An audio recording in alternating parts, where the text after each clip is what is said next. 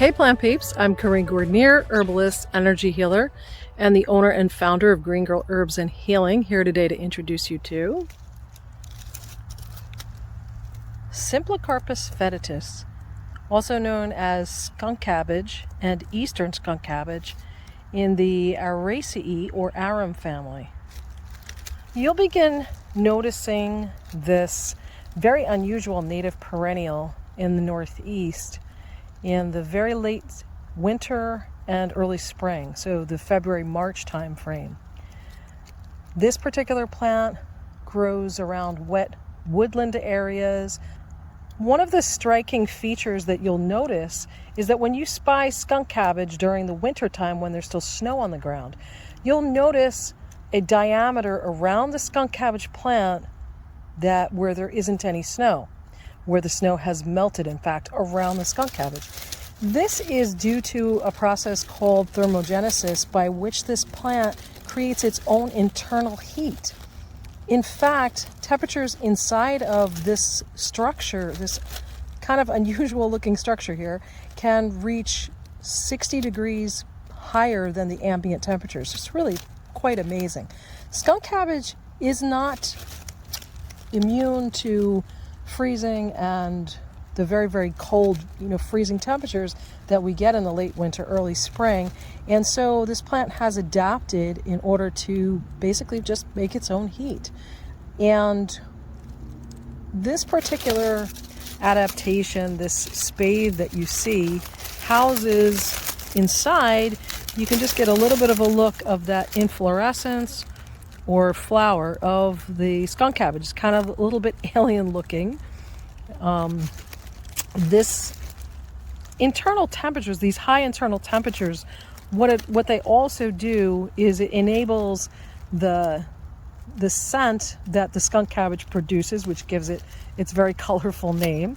It allows those scents that attract flies and other native pollinators that are attracted to that scent.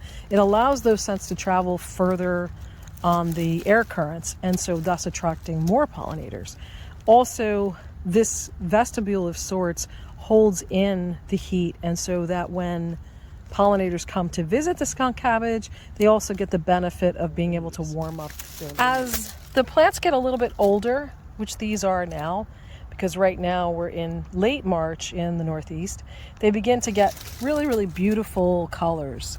When they first come up, they're like a little bit more plain, but you'll notice they begin to develop some variation. So they're really quite actually graceful, even artful, and very, very interesting. Skunk cabbage is a plant that is actually high in oxalate crystals. And so if you were to eat parts of the plant, you would get a very, very sharp burning sensation. And if you continue to eat the plant, it does have the potential to harm the kidneys.